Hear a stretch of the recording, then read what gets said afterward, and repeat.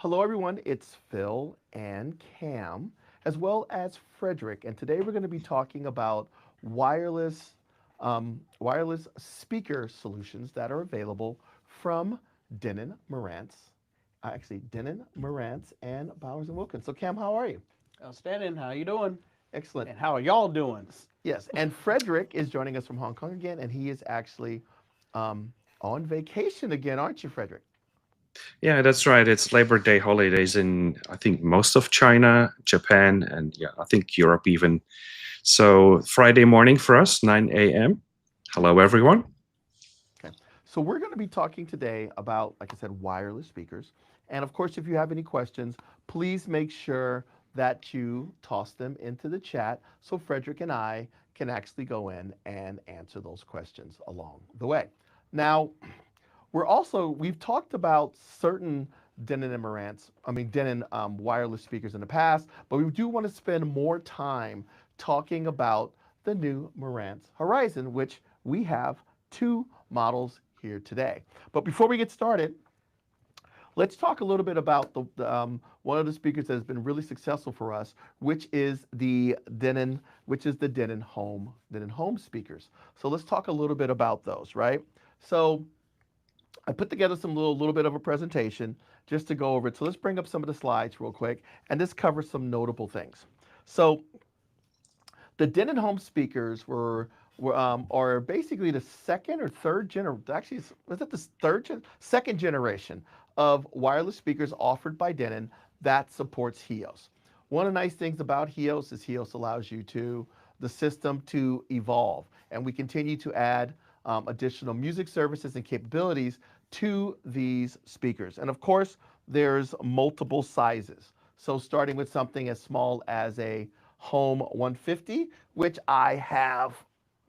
Oh, it's plugged. I'm not going to unplug it. I have here, okay, as well as something like a Denon 250 or a Denon 350. So Cam, which ones do you have? You have a couple of these in your home, don't you? All of them.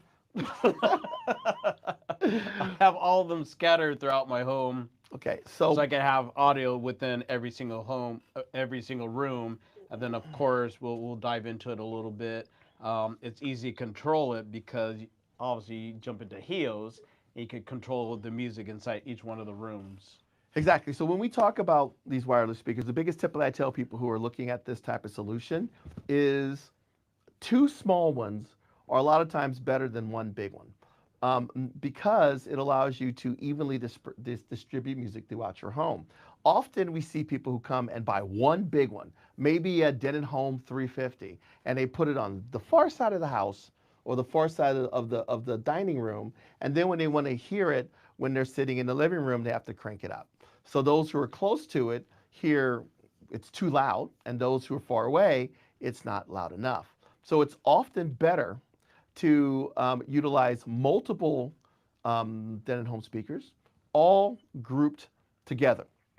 So, but if you look at the speakers, as you move up, something like a 150, which I love. I have this little guy here in my kitchen. And what's nice about it's ultra compact and it works great in small spaces like bathrooms and smaller spaces. This unit has two drivers and it's mono. But each driver in this unit actually has its own amplifier. So it sounds a lot bigger than what it actually appears. Moving up to the 250 to something like a 250, there's actually what, five drivers in this guy, and each one has its own amplifier. So what you end up with is, because those amplifiers know exactly what is the limit of each of those drivers, the output is a lot larger or bigger than what you perceive, than what you would think for that speaker. And then last but not least would be something like a 350, and the 350 will allow you to, a 350 has even more drivers, six, and even more power. So if you're looking for a bigger system, you can do this as well. Now, Cam, in addition to just doing them as maybe using two 250s as one for the living room and one for the dining room, what else can you do if you get a pair of 250s or a pair of 150s? or a pair of 350s with them. Well, so something cool that you can do with these is you can stereo pair them. Hmm. So if you stereo pair it, then it's a really good addition to any space, and you're not worried about having to run wire anywhere. Just stereo pair them, and then you have a really nice clean setup. For example, here at our headquarters inside our guest cafe, we have two Denon Home 250 stereo paired, and on top of that, we also have it paired to a Denon Home subwoofer.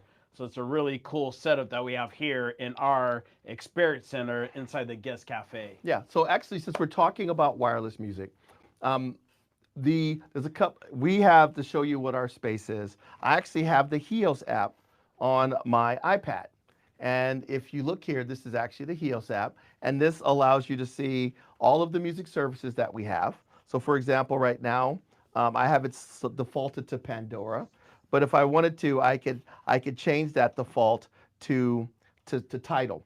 But if I go over to the rooms here, you can see in this building, we say that if you build a robust wireless network, our system can support up to how many zones, Cam? I can't remember, but A whole well, buttload. it was 64. 64, right? It was 32, Yeah. then it bumped that Yeah. up to 64, right? Yeah, so the system can support 64 zones, 16 of them playing the same thing. But there will be some tips that we say if you get into those types of networks, you want to run a lot of times utilizing as many of them wired together will guarantee success.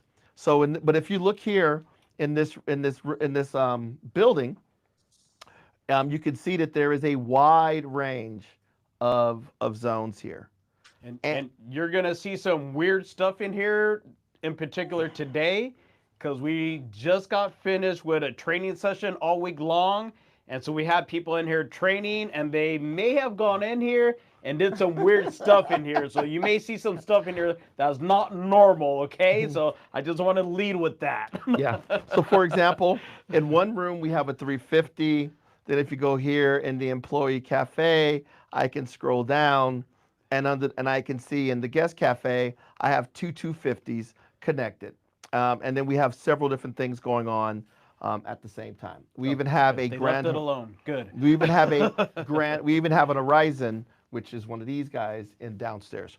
So the big thing about it is flexibility. If I'm going to give you a tip when it comes to big systems like this, try your best. If it's something that you can connect to the network via wire, do that, and then make sure that you add. Then if you can't, then go to wireless.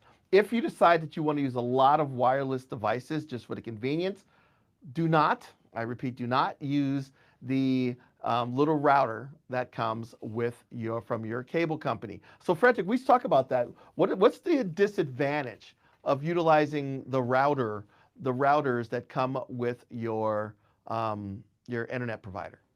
Yeah, there's a lot of limitations with these. They're not off-the-shelf routers, which we would prefer. So limitations. A lot of the HEOS technology will be using two types of ports: the UPnP, universal plug and play, and multicast.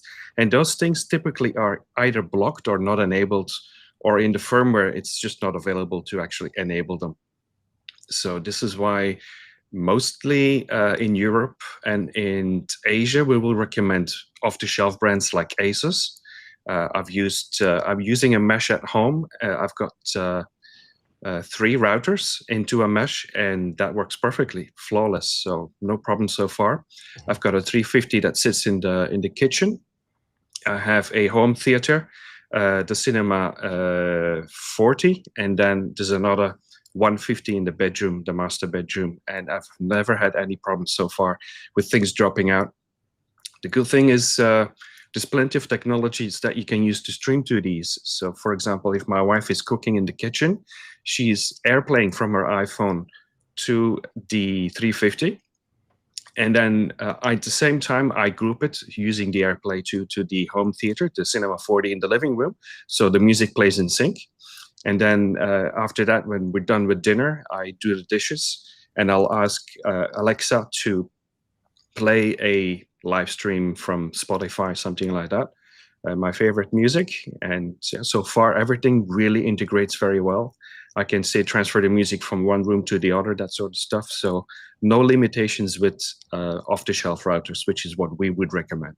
Yes, and thanks, Frederick. And then there's a couple of things too. If you go to the app, and I go, and there's a little cog at the top.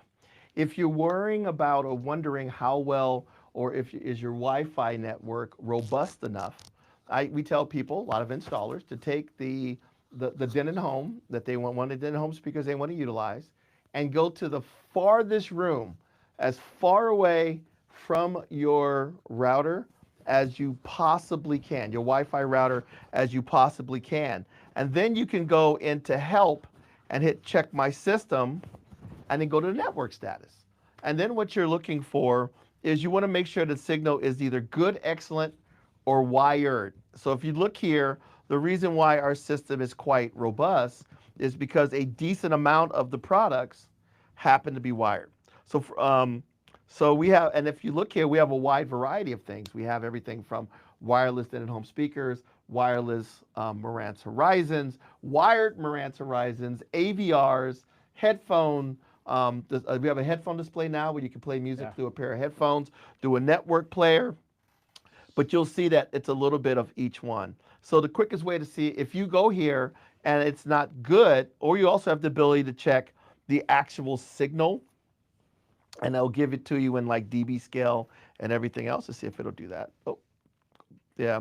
It'll give it to you in dB scale and quality. You want those numbers to be as high as possible.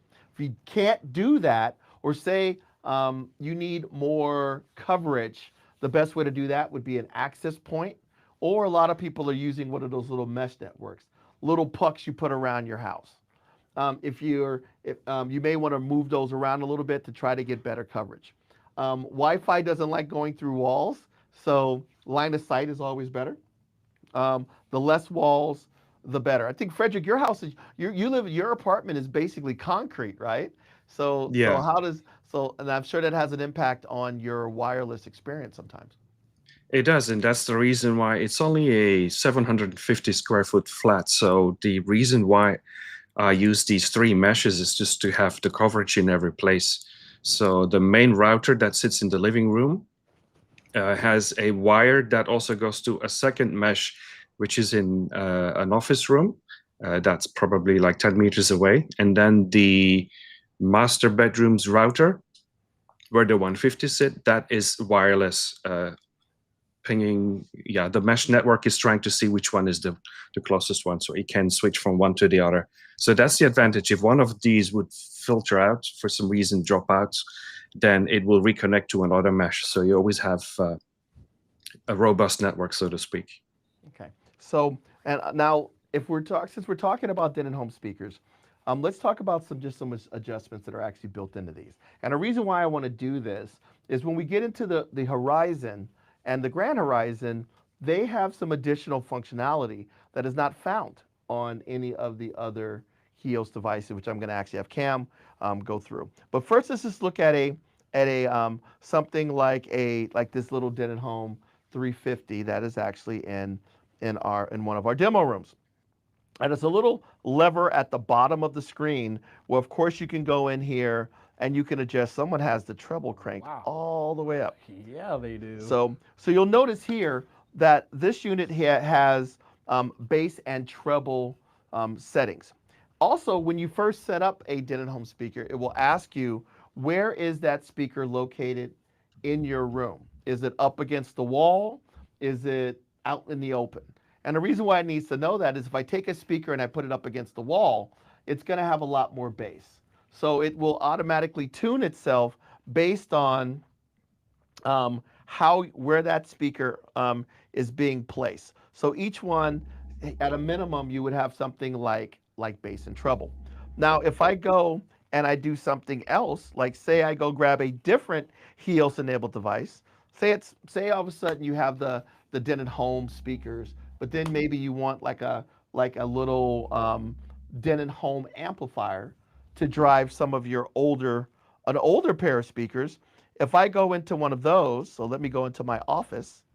So if I go into my office here, and now my office is on, when I select the settings, the Denon Home, the Marantz M1 or the Denon Home amp even has bass treble balance and subwoofer control. Now, if you pair two Denon Home 150s or two Denon Home 250s or two Denon Home 350s, you will get a balance option, right? If you decide that you want to pair maybe two Denon Home speakers and a Denon Home subwoofer with that, magically you will get a balance and a subwoofer option because now we're talking about adjusting the subwoofer. So as you move through here, you have, depending on the model and the speaker you're using, you have more options. So Frederick, anything you want to add about those types of settings and things like that? No, the only one that stands out is the Horizon, obviously, because there you have these sound modes with the 3 different parameters. We don't call them bass and treble, we call them spaciousness, clarity, and what's the other one? The warmth. Well, we're going to go through them. And then also you have your sound tuning capabilities. So, exactly. So if I go here, let me see here real quick. Resolve, dismiss. Nope, dismiss. Yeah, that's something with it intentionally. So a lot of people that buy that particular speaker may not have audio knowledge, and then the idea was to describe the parameters in a much more mundane type of language, so it's easy to understand what you're controlling, and also very intuitive. Yeah. So by the way, we were talking about you have those bass and treble settings. If I go into a device, I want to show you a few other things. So right now, this is, if I go back here and I'm on the home page, if I hit the little cog, there's a lot of different things that I can do. So say I want to make some adjustments to to a device. So let me go in here and I'll grab my boss's Denon Home 250. Hopefully he is gone and I'm not going to turn it on. I'm just daring, right? So from here, you could see what network it's on. You could see it has there's your bass and treble adjustments. I can also go in and set your quality. Since we're talking about high performance, wireless speakers, this is something you should consider. You need to make sure your Wi-Fi is robust enough, and if it is, you can set this to high. When you set this to high, the signal is pretty much sent uncompressed to other rooms and things like that. But a lot of times you recommend make sure you have a very good Wi-Fi network in order to do this, right? And this is really critical when you're doing external devices. So say I wanted to plug a USB into one and play it in a different room, or I wanted to plug a turntable into one and stream it to other rooms, that is where this applies. So if I'm trying to basically send signals from one wireless speaker to another, because we have people that maybe will take a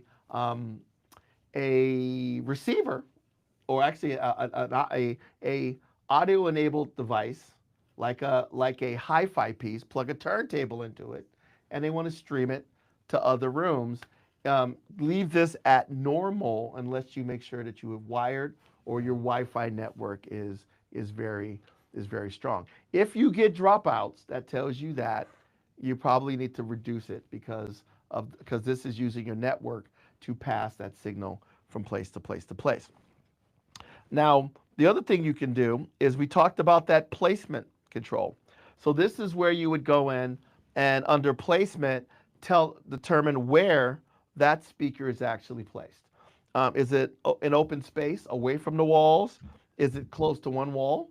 Or is it close to like a corner? Corner is going to make more bass, and to prevent it from being boomy sounding, it will EQ itself. Nice thing is it gives you a lot more placement flexibility. So this is given to you as an option when you first set the system up. But if you didn't do it at that time, or you move the speaker, you can go right back into My Devices and update the placement. There's a bunch of other things in here, like we talk about the quick selects. Quick selects think of them as radio presets. At the top of a Denon Home, if you wave your hand along the top, magically numbered buttons will come up and where you could store your favorite stations. So this gives you the ability to go in and rename those quick selects. So that's kind of cool. What else? What else? What else? What else? What else? Oh, and of course, um, I think those are the main things in here. So lots and lots of capabilities here. So you can go in here and you can set up your voice assistants and all of that stuff in here. So lots and lots of settings. Now, let me see, what else do we want to talk about here? If you were looking at my app, I noticed that I don't want Pandora. I don't know why Pandora is the top one in this on my service. So I am a title person. So what I can do is I can hit edit and I can say instead of Pandora as my main service, I want it to be title. There we go, title. And then when I close this now, oh, and I go back. Now title is my top service. And then of course you have all of your services, all your sources below. So you're saying that you can adjust HEOS Mm-hmm. to be any way that you like to use it. Mm-hmm. Is that what I'm hearing? Yeah.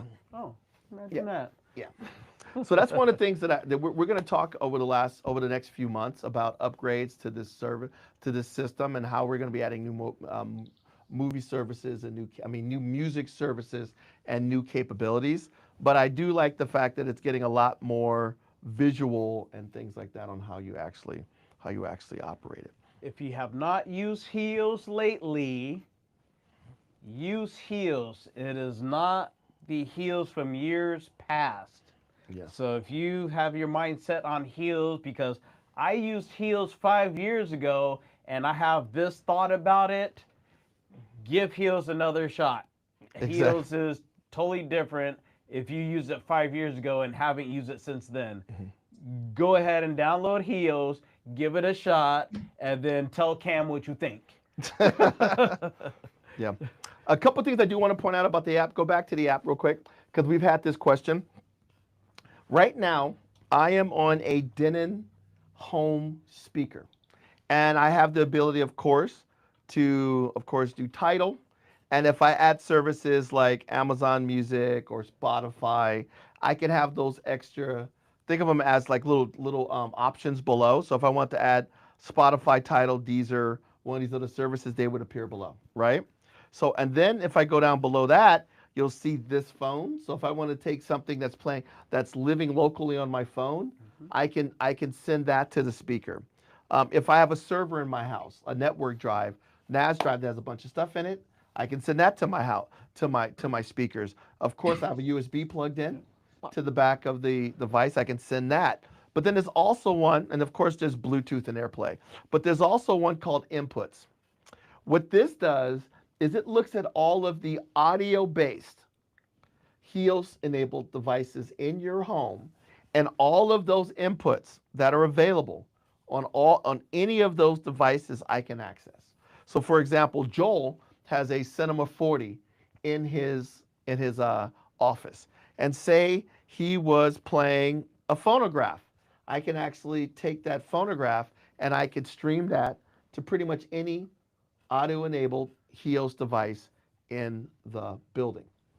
Now, if you, just to let you know, just because people ask me this all the time, if I have a video-based device, so say, or something that has a video connection on it, like an M1, and I go to the M1 and I go back to that, you will see another one called TV.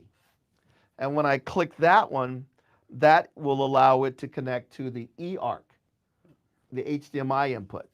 And that's only available on something like an M1.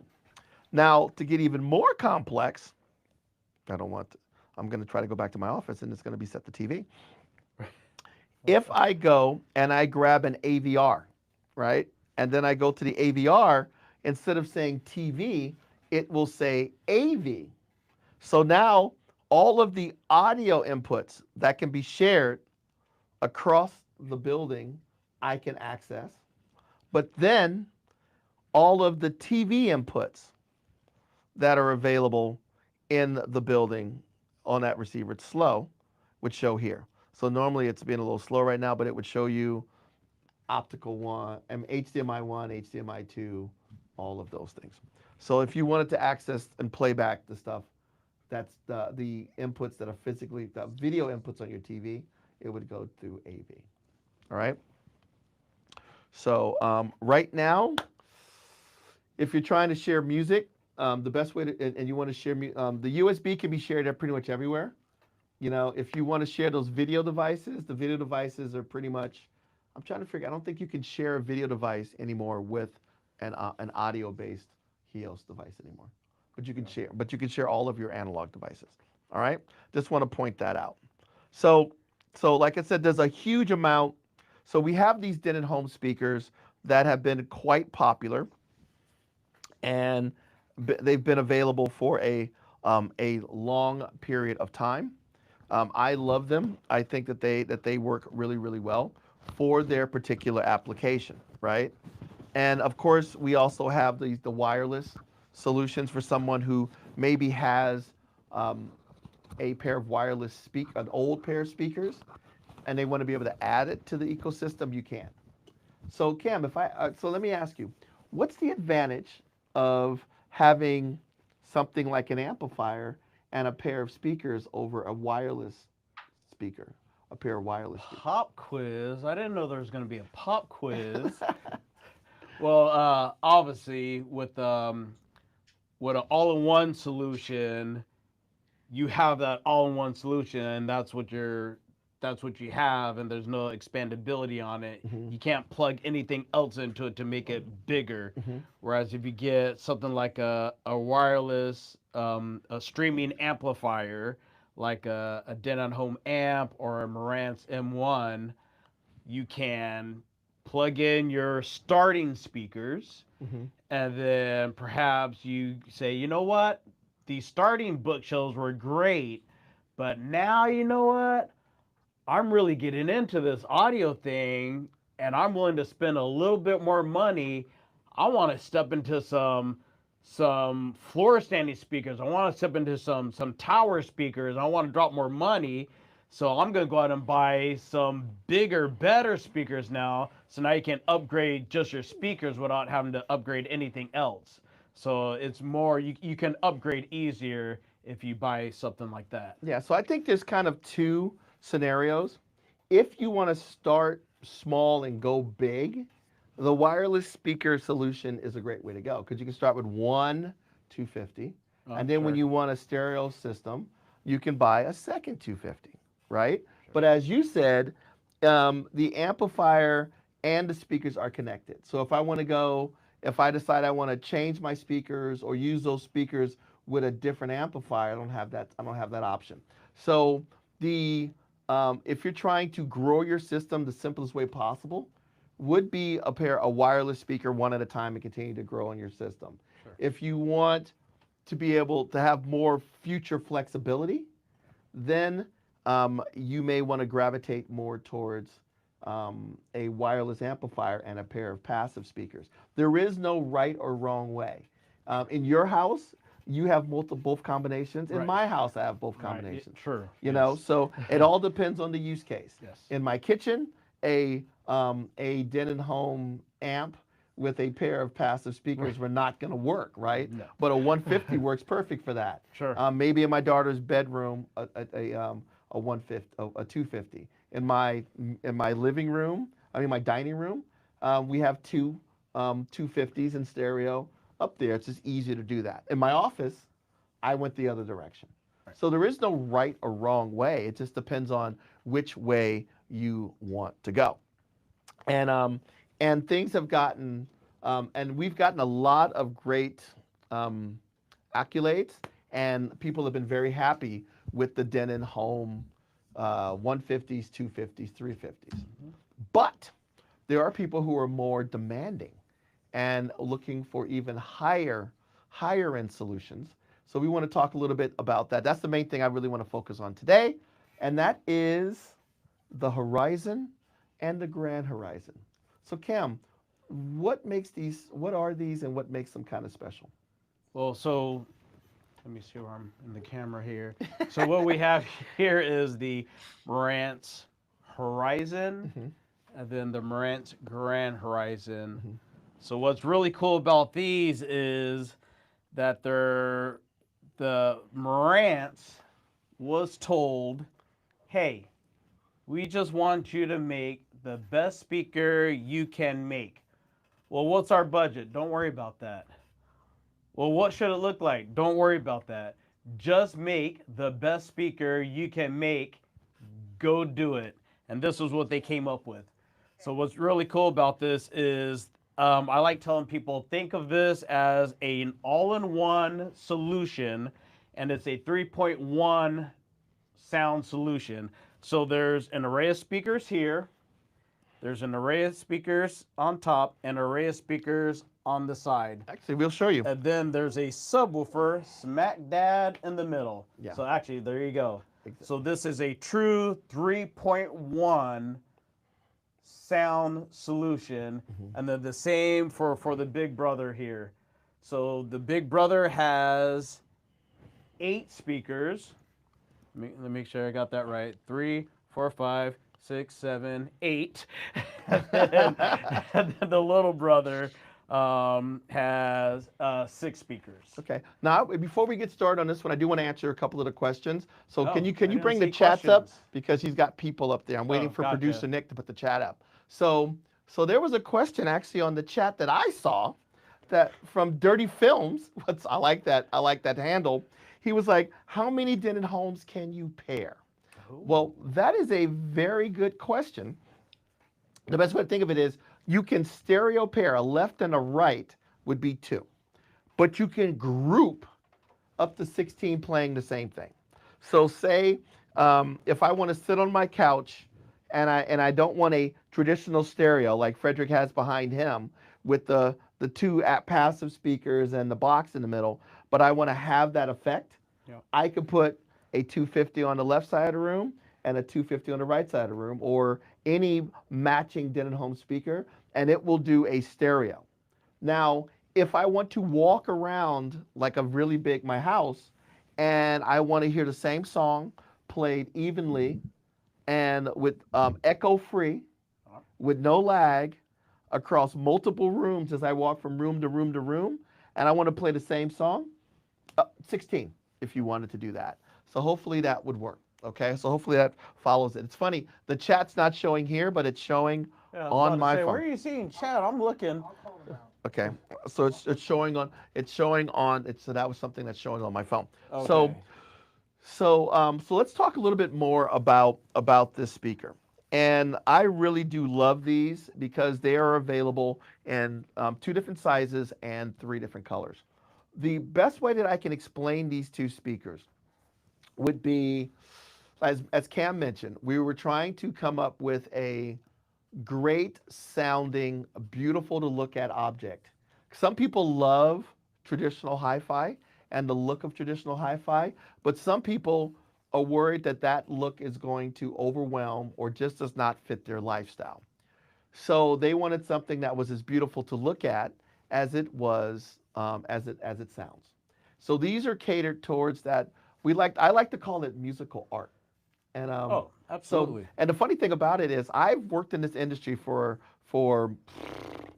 25 years, and I have brought all sorts of black boxes and tall speakers home. And this is actually one of the first pieces that my wife really wanted me to bring home, because she thought she was like, when are you getting your sample? Because it doesn't look like a speaker, but it sounds amazing. So it fits into lifestyles and locations and areas and homes where you don't want to put a speaker on the floor. You don't want to put a speaker in the wall, but you want great sound. So think of it as musical art. And if you look at this guy, switch back to this. This is a very, very beautiful speaker. So the whole thing was build something that sounds beautiful. I mean, that looks beautiful. Now, we were talking about the insides of these things. So I actually have, unlike Mr. Gadget. Oh my gosh, that's neodymium. Right. So Cam was actually talking about that if I look at a speaker like the Marantz Horizon, it has 8 different, has tons of drivers in it, right? Each one of these drivers, this is actually the tweeter, Cam. and this is actually the little mid-range driver. These actually utilize neodymium magnet structures. A lot of power, but while still minimizing the size there's not a lot of room in the cabinet, basically. Yes. And I'm trying to put two mid-ranges, a tweeter, a mid-range, a tweeter, a mid-range, and a big woofer, and a bunch of power into something that is not overwhelming in your room, a very stylish thing. So doing things like high-powered neodymium magnets make a big difference. Now, when you get into the unit, what I really loved about it is the things like the woofers. Now, as Cam mentioned, when these speakers were built or this unit was designed, the design principle for a Horizon was build the best sounding wireless speaker you possibly can, Yep. and make it pretty. Yeah, Right? yeah. It was right. designed forward. As I design it well because we want this to go into homes with the design element first, and then design and sound kind of both. Yes. Now, and by the way, these do command a premium. The big guy here is about 5,500, 55. and then this guy is how much? Actually, I think I'm wrong. I think it is Yeah, it's 55. 55, 3,000, $3,500. $3,000. So these are premium products. So if I am someone at that price point, the fit and finish, the materials that you use, all of that stuff has to be at a much higher level because my expectations are higher. And it needs to sound good and it needs to be effortless. So the way I explain it is kind of like a Rolls Royce. You don't see how much horsepower is in a Rolls Royce. You just know that it is it is powerful, and it moves quite efficiently, and things like that. So the goal was to build something that could effortlessly fill the room, Sure. and look beautiful doing it. And so one of the things they worked on, and this is an extreme example of it, this is actually the woofer that comes in this unit. And this woofer has a massive neodymium magnet in it. So normally, when I first saw this woofer, when they were designing this speaker, the woofer was actually almost as big as the basket. The unit, the woofer barely fit into the hole because the magnet was so big. But if I do that, what I end up with is a much bigger box, Big cabinet. and it's not going to work. Yeah. So neodymium is an incredibly powerful magnet. And normally you see a few ounces of it, not a few pounds of it. So what this does is this has a massive amount of excursion in both directions. So it moves a lot of air quite effortlessly. If you talk to some of our engineers, they'll probably say this is one of the best subwoofers that we actually make. This product was made for Marantz. This is a Marantz design with feedback from, we know speakers pretty well. So this is a Marantz design. And there's little things like this woofer moves so far, and like when I was watching them put this together, Cam, what they would do is they would take a woofer and he would literally blow them up because they would drive them so hard. And then he would come with a razor, and what would Brendan do? Cut into it. He would cut it in half and take it apart and figure out why it Figure failed, out the failure point. and then redo it, fix it. redesign it, blow that one up to figure out why, to find the weak points. And it got to the point where the last thing that happened with this woofer was there's little wires that go between the magnet, normally the cone, and the voice coil, and it was moving so far those wires were smacking against the cone. So what they did was those wires are now woven into the voice coil, not to have it make noise. So huge. Wait, so this here, if spin that angle, yeah. you could. If I could put it Can into they that see camera. it? Go that way. Go that way. Go that camera. Uh, Can't really see. It's yeah, hard to not see. really. Okay. Yeah. But it's there.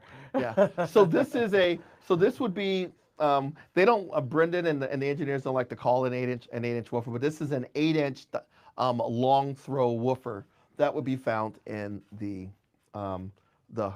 Grand Horizon. This is the 6.5. Looks like a little mini me of the that is actually found in the Horizon. Sonic characteristics very similar. Bass response very similar. The main difference would be the output between a Grand Horizon and a Horizon. 1,000 watts and 800 watts. 800 watts. But that's very conservatively rated. Now, what you can do, as just like with the Denon Home speakers, if you want, you can pair actually two of these together into a stereo configuration. So say your wife loved the easels or you love the easels, you could put one to the left of your fireplace and one to the right of your fireplace, pair them together and play stereo. We actually did that today or yesterday, and it actually puts out more output than this. Right? So this would be 55. Two of these would be 6. With the stands is probably going to be what, 7,500. If but the output was actually higher, greater bass response, and this will beat a lot. Two of these will easily exceed the bass response of a lot of floor standing speakers as well as the output. I think the last thing you did, Cam, was actually, if you wanted to, you could stereo pair two of these. Yeah. And he did it. He did it last night for a demonstration today, and it was frightening. Yeah. The impressive. The sound quality thing. Now this goes beyond just output. This like as I was mentioning, there's multiple customers that would buy this. The first one is someone who wants good sound, doesn't know what that good sound is, but they just know I want something that sounds good and looks good. They're not into the numbers and the specs and how many woofers and how many watts it is, right? That's one scenario. The other scenario, Cam, I like to call it deal or no deal. You already have, like me, a beautiful hi-fi system. And I have a beautiful hi-fi system in my office. But then, if I tried to walk into my living room and put another pair of black speakers and another stack of black boxes into my living room, I probably couldn't get that passed. Sure. So, but I still want that experience. I still want that experience when I'm sitting down for dinner, and I want to have great music, right? And they won't let you have the another pair of speakers, another pair of black boxes, or a lot of times with custom install, you'll put them in the walls, but sometimes you can't. Sometimes you don't want to. What if the ceilings are vaulted and the room is brick, or you're renting a high-end apartment in New York City? You can't be cutting into the walls. Nope. But so you can't cut in, you don't want to cut in, or you want something simpler than cutting all the wires in and running them to the back of the room. Yet I want something that blends into the room that sounds amazing. That is the next scenario for this. So we have found that many people, this is not here. We still want you to buy Marantz Model 10s, and we want you to buy Model 40s, and we want you to buy Bowers and Wilkins. You should have that. But in those other rooms where you actually want great sound and you want the very best option for that, you should have that here as well, right? Absolutely. So that's one of the things that we want to point out. So sometimes it's for those who aren't into audio, or people who have a higher expectation of what great audio sounds like, and it gives them the opportunity to utilize something like this in those spaces where I can't traditionally put it in there. So I like to call it a one-box hi-fi system. Absolutely. It sounds like a big, high-quality hi-fi, articulate bass, beautiful vocals, all of that stuff in a single solution. So Frederick, I've been talking a lot.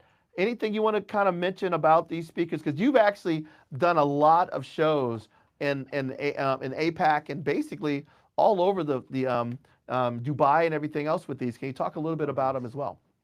Yeah, so we've actually have a deal where it's not only for personal use, it's also commercial use. So you will find these speakers like in hotels, for example, and there's a wall bracket. What we didn't talk about is the looks, actually, the materials that are used. So it's a luxury product. So we've got 3 different colors. We start with the Midnight Sky that gives you that bold and modern classic look.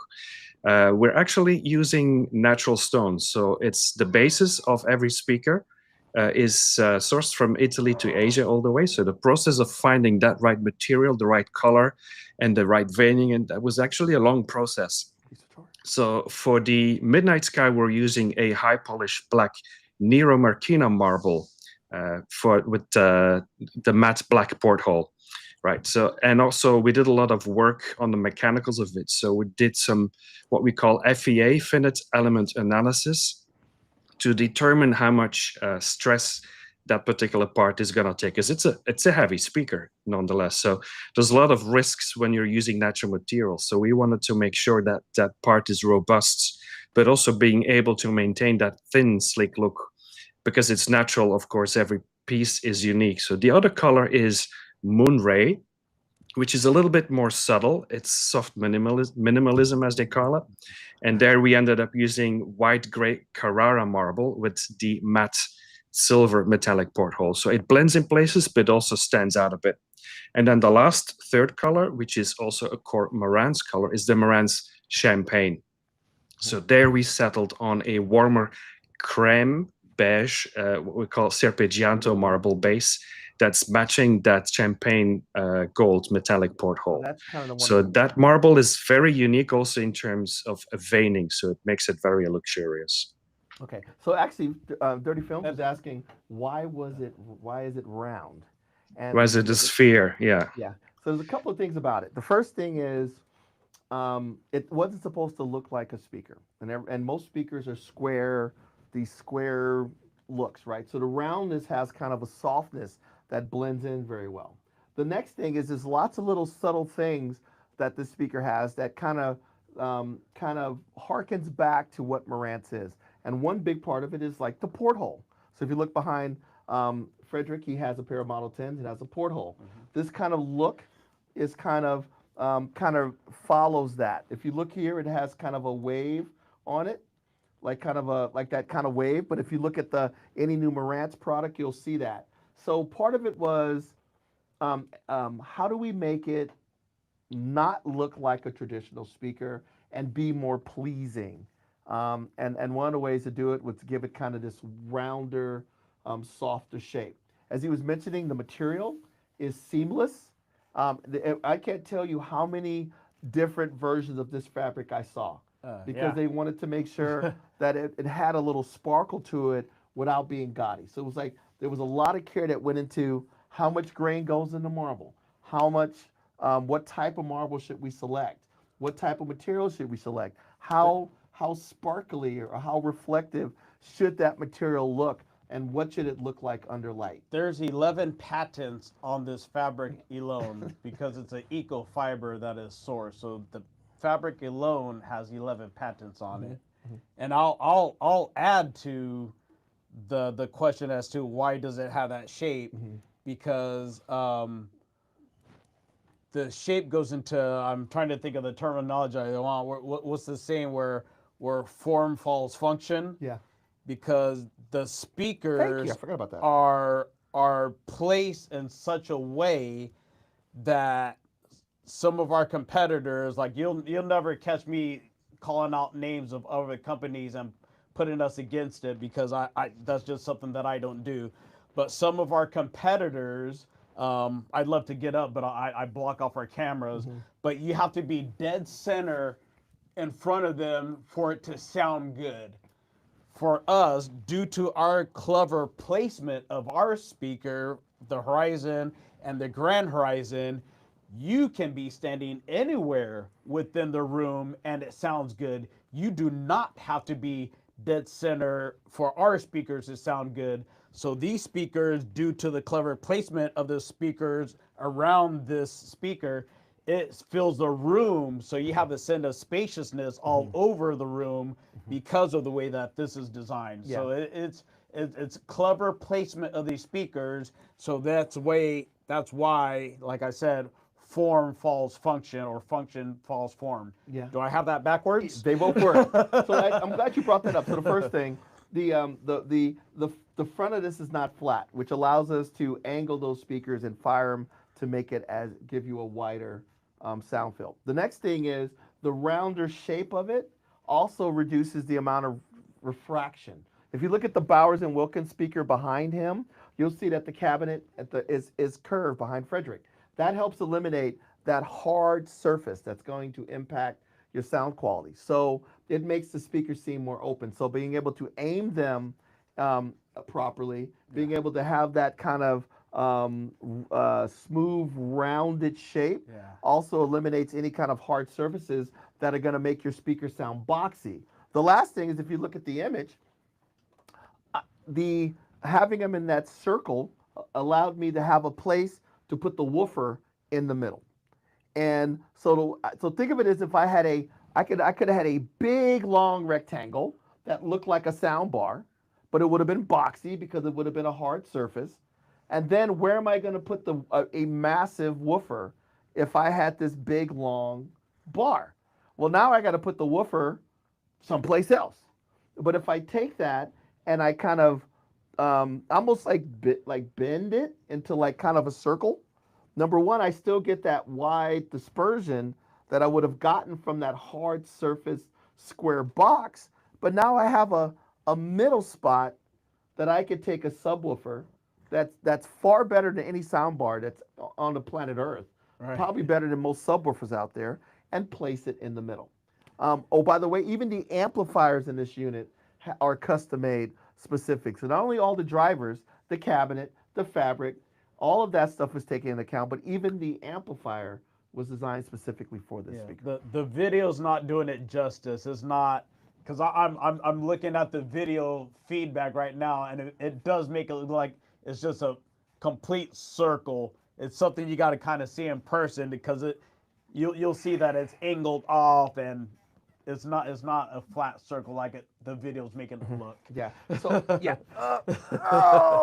So you can actually kind of see that it's has kind of a nice little rounded shape to it. So if you look here, I mean, the way that I've seen these is the goal is to put them. That's a little heavy guy right there. The goal is to put them or have them live in spaces and in locations where you want great sound. So this is an example of the Horizon, the smaller unit, has an optional wall mount bracket. So the wall mount bracket basically bolts to the wall, and there's basically two pins that stick out that look like, if I grab this guy here, if you look at the unit, this is the base for this unit here, it has these two poles. These two poles, the speaker slides onto these two poles. So I slide them onto the base. If I have the speaker below me here, this guy here, this stand has the poles, and you basically slide them on. Or you get an the on wall has these two poles on a bracket. Make sure you hit a stud. Wall anchors, do not put this up on a wall with wall anchors, okay? Do not do that, people. And then the speaker will sit on top of, slide onto that mount. The cool thing about it hides all the wires, and as long as you have like one of those, almost like a recessed outlet, you'll get the look like you see in the picture here of just this beautiful unit sitting there. So if you want to put these throughout a house, you can have them sitting on the floor. You can have them on a stand. So you can have them sitting on a stand. You can have them. I mean, there's a lot of different ways to use these. Beautiful way, a great way to seamlessly add a speaker to the room. Now, I mentioned that this unit has a different additional things when it comes to HEOS. So I'm going to actually have Cam hand this over. You want to use this one? Oh. You want to use, actually, because you probably have USB on your phone, don't you? Is it USB? I do. Right. USB-C? USB-C. So hold on a second. Oh. Producer Nick. Oh. It's like, what's happening over there? So we mentioned that each HEOS-enabled wireless speaker has adjustments. So I showed you the bass and treble, and if you could maybe get a subwoofer and some stuff like that. But this actually goes beyond that. So Cam, can you talk a little bit about the additions that are added to to the Horizon. So what's really cool about the Horizon and the Grand Horizon is that it has additional things you can do with it. So what you're seeing on the screen now is that here, maybe if I back up a little bit. So I'm going into, so I'm in HEOS. So let's start with that. I'm in HEOS, and then I'm gonna click on the Grand Horizon. So of course I named it real easy so I can find it during the live stream. So it's one live stream Grand Horizon. So I click on it, and then if you can see down here it's funny, I was about to kind of point to it, the little EQ settings at the bottom there, and that's going to pull up sound mode, and then you see a little setting down there that says My Mirage. So that essentially is the little additional DSP settings. So this is something that the other devices that we have under HEOS do not have. This is specific for the Horizon and Grand Horizon only. So let's talk about sound mode first, Mr. Valentine. All right, so sound mode, what that is going to do is that's going to show you a couple different options. Out of the box is going to be in auto. And then if you folks can read the screen there, all that is going to do is put it into auto mode where it's balanced for all your inputs and for your formats. So it's just going to keep it in the auto mode. You don't have to worry about doing anything with your settings.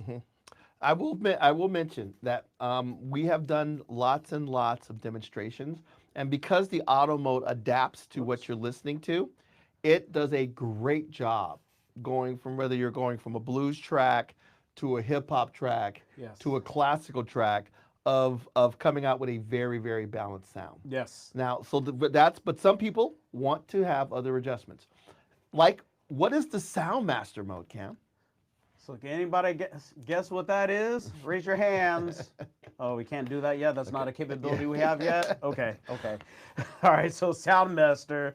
So that is obviously made by the Soundmaster for Marantz. So this is something that he has tuned himself. So if you want to listen the way that the Soundmaster of Marantz does, you would click on Soundmaster mode, and then you would be listening it to the way that the Soundmaster from Marantz has tuned this to be played at. Yeah, and the best way to do it is, because this is a Marantz product, as we always mention, all Marantz products and all Denon products are tuned by their respective Soundmasters. So if you bought a Denon Home 150, 250, 350, that was tuned by the Soundmaster.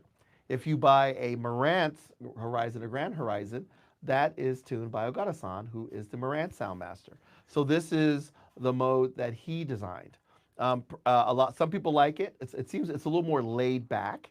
So a lot of times, in many applications, the auto is probably the one that most people go to. Now, there's also, for those who really want to dive into the unit and say they don't want to use auto, or they don't want to use the Soundmaster mode, they want to make their own adjustments. Then you get into what's called My Mirage, right?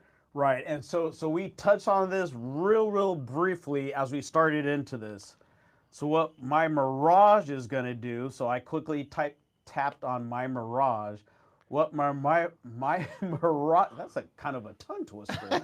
What My Mirage is going to do, and I'm going to start with, this is really cool, and I talk about this at every trade show I go to, because you do not have to be an audiophile or anything. This can be for anybody. You don't have to know anything about tuning amplifiers or tuning, equalizing, doing anything like that, because this literally walks you through what it is doing to your music. Producer Nick, can you turn off this light right here? This middle one? Because I want them to show, because this thing, as you make these adjustments, the unit actually makes does some lighting. So we want to make sure that we could probably see that. So gotcha. Okay. So what's interesting is as I talk to different folks, so I go to numerous of our trade shows, and as I talk to people, as I give demos and they're coming in and out, I'm finding out that, I'm going to say over 50% of the people that are getting into these units are not the people whose houses they're going into. They are the designers. These units are being sold to the designers that are speccing these into their clients' homes. So the client isn't the one who's getting their eyeballs on this first. So let's say this is being bought for a client. This is now spec'd into their home.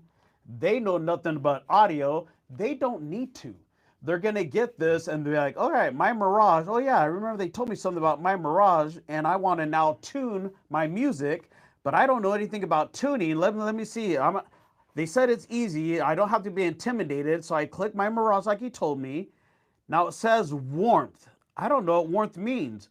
Oh, wait, it tells me. It says primarily affecting bass.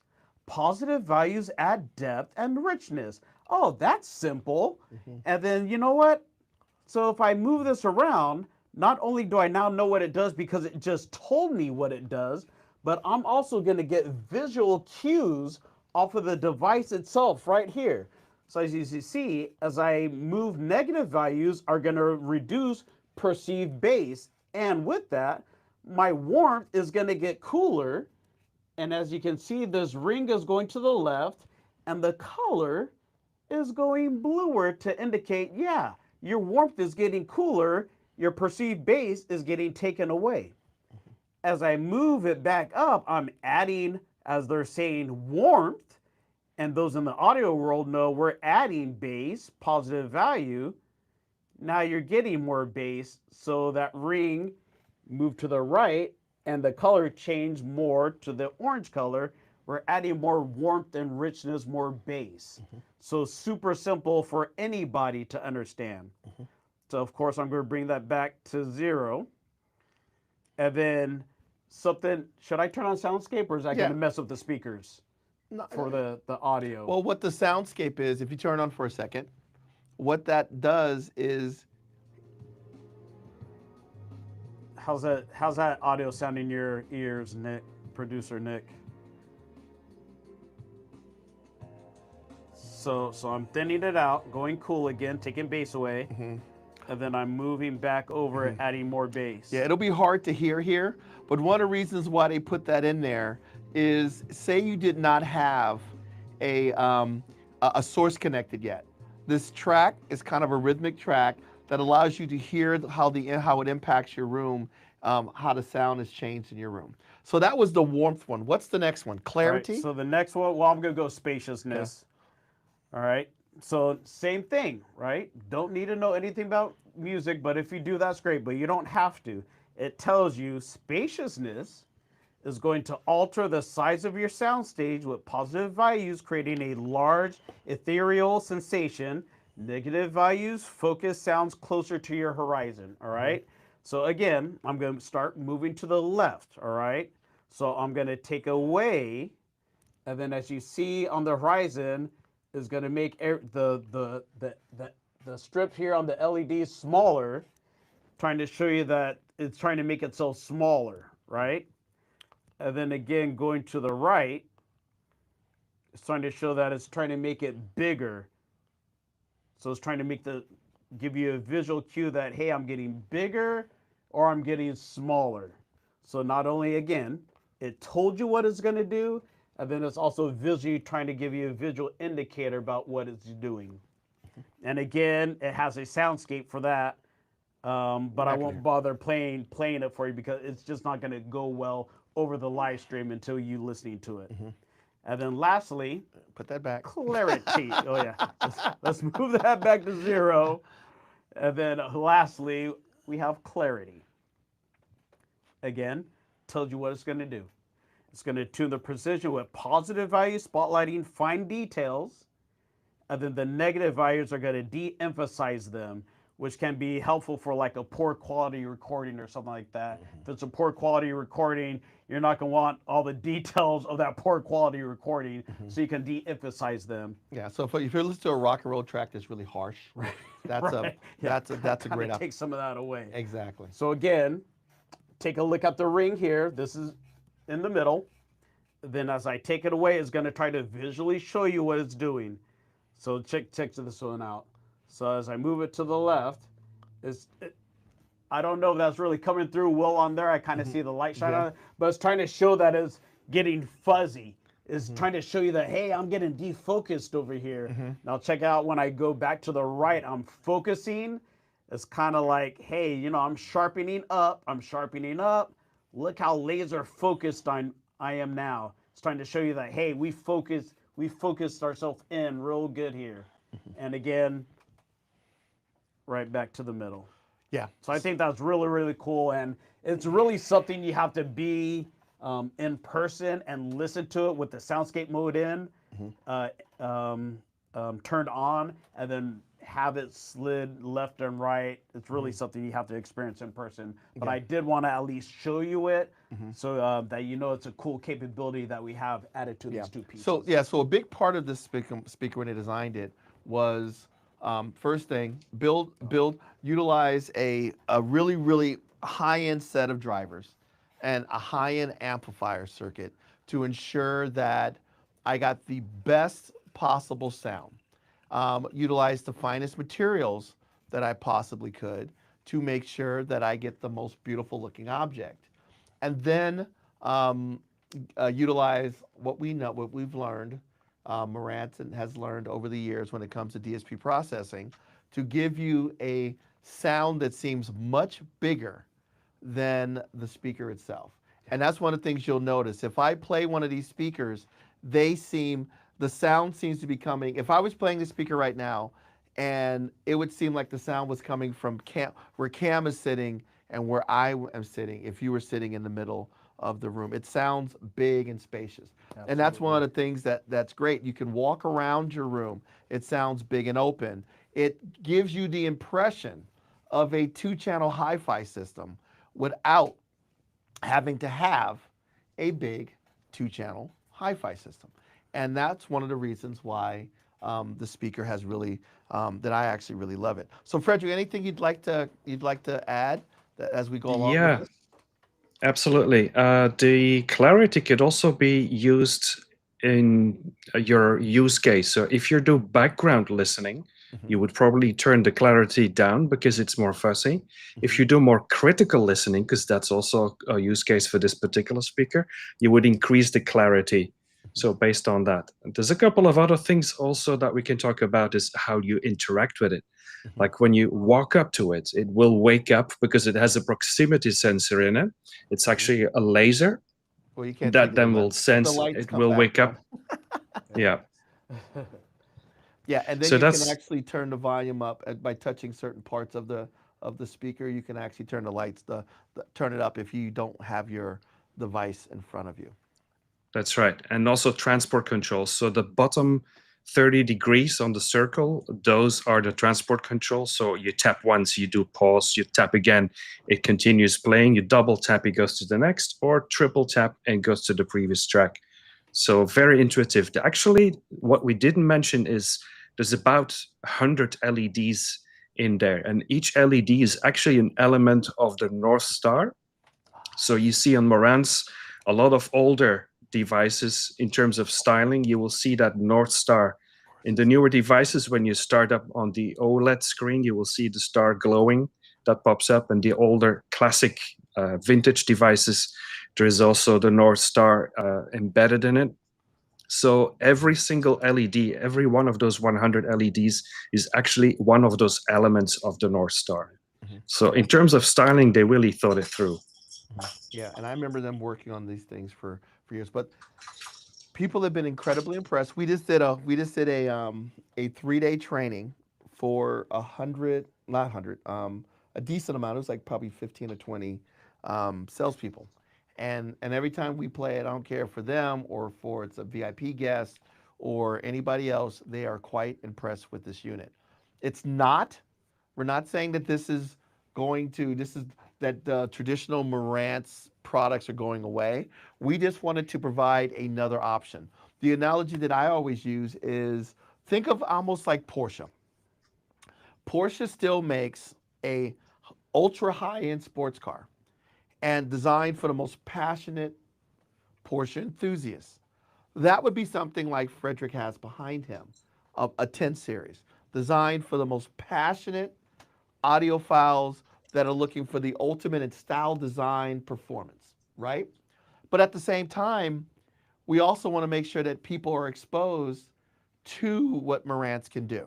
And just like when Porsche said, well, not everybody can fit into a two-seat, air-cooled, rear engine vehicle, we're going to make SUVs and electric vehicles and give people other options. But at the same time, if you look at whether you're looking at their SUV, whether you're looking at their electric car, immediately you know that's a Porsche.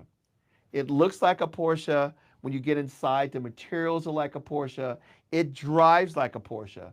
It just now can seat 5 people and has a trunk versus the old one, right? So the goal is to bring Marantz's sound that has made it Marantz one of the most popular brands for over 70 years to more users in more applications.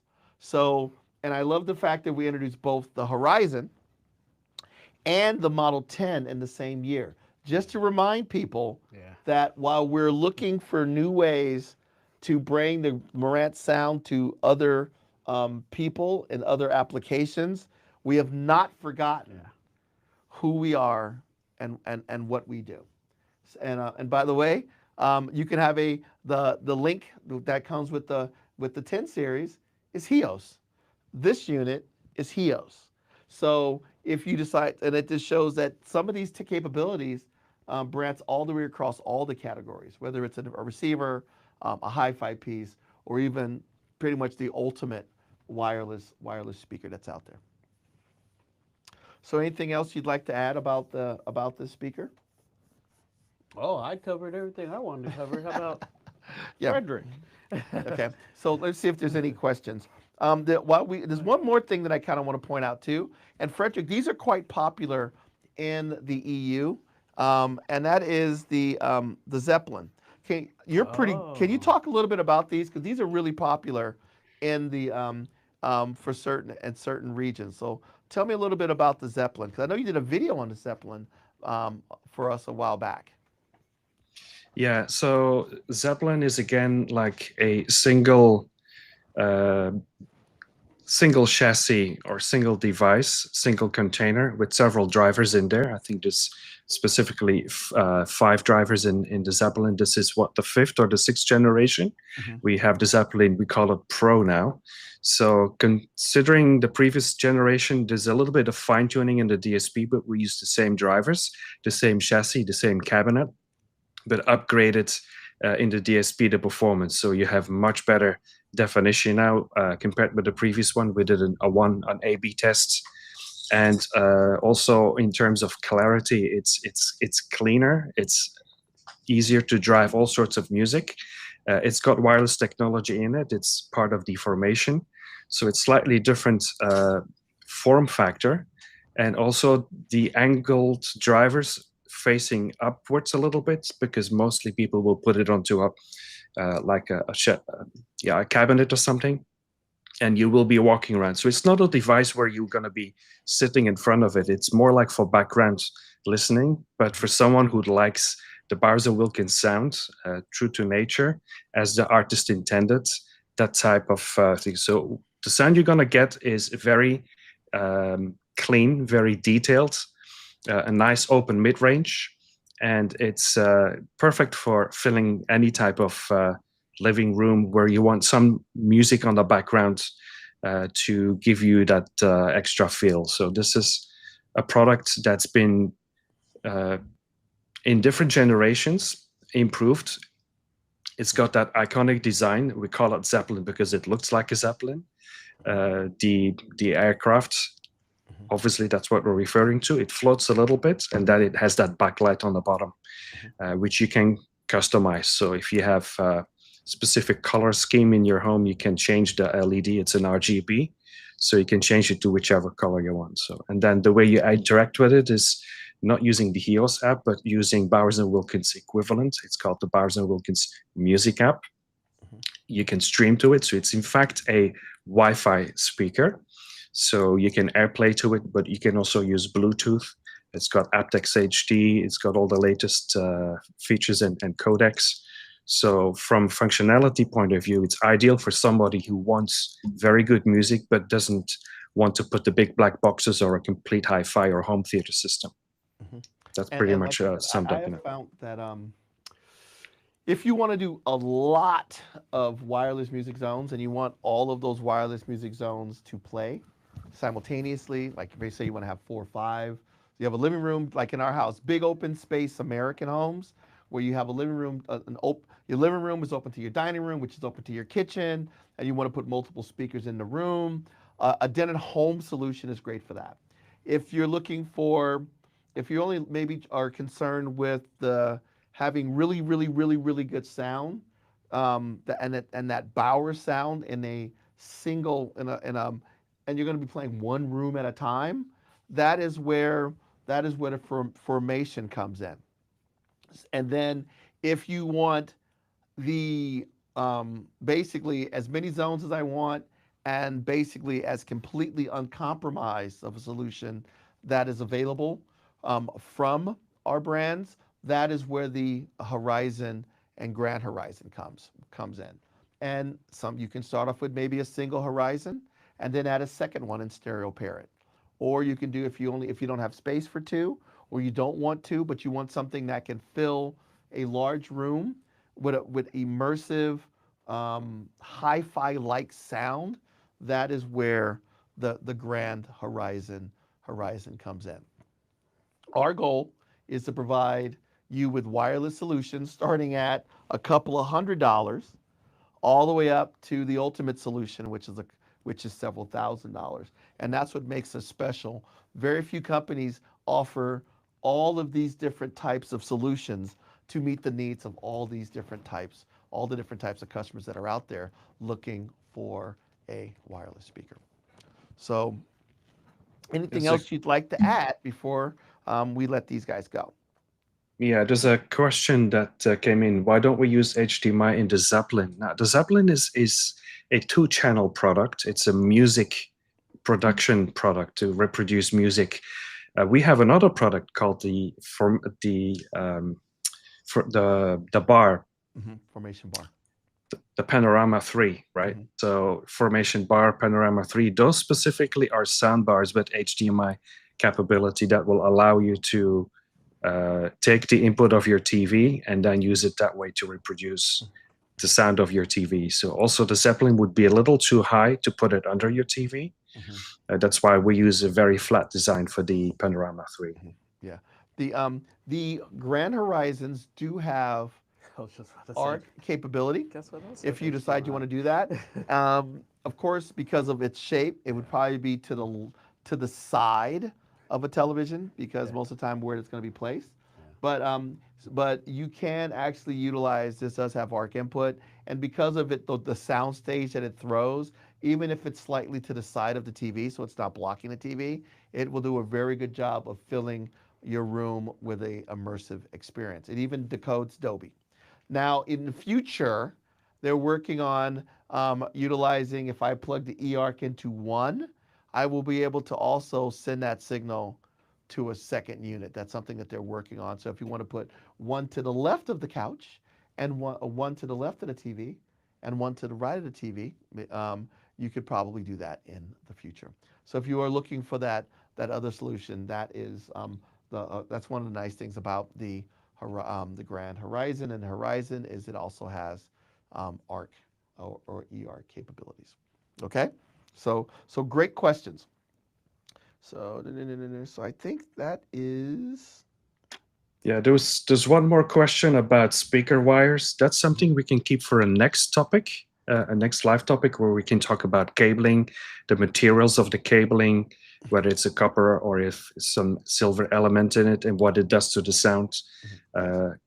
Cables for powers. That's something we can do in the next live stream session separate. So we'll keep this on the background. Yeah, as we go along, we are going to get other guests. We just had Audio Quest in the building today, and we had Epson talking about. So we get a lot of guests that come in. So as we go along, we're gonna We have some product-focused conversations, but as we get along, we are going to get into things such as they just did a class on speaker placement. Yep. Well, it was like how to place your speaker and to get the most focused sound. We'll do ones on subwoofer placement. We'll do ones on room compensation and target curves. And so we are going to make sure that along the way, we are going to cover all sorts of topics. But just in order to make it more bite-sized, we're just trying to pick one thing at a time, people. I think our next one is actually going to be on Odyssey. So we're going to go through and we're going to talk a little bit about Odyssey and the Multi-Q X Pro software, and then I will bring the computer in, and then we'll go in and talk about how to make target curves and answer your questions on those types of things as well. So I think that's it for us today, unless you want to put anything else into this, Cam. Nope. And we want Frederick to go back to his vacation, because I feel like every time I have him do this thing, he has to get up early and do this when he should be enjoying his vacation in Hong Kong. So we'd like to thank everybody for coming and spending time with us, and we will talk to you soon.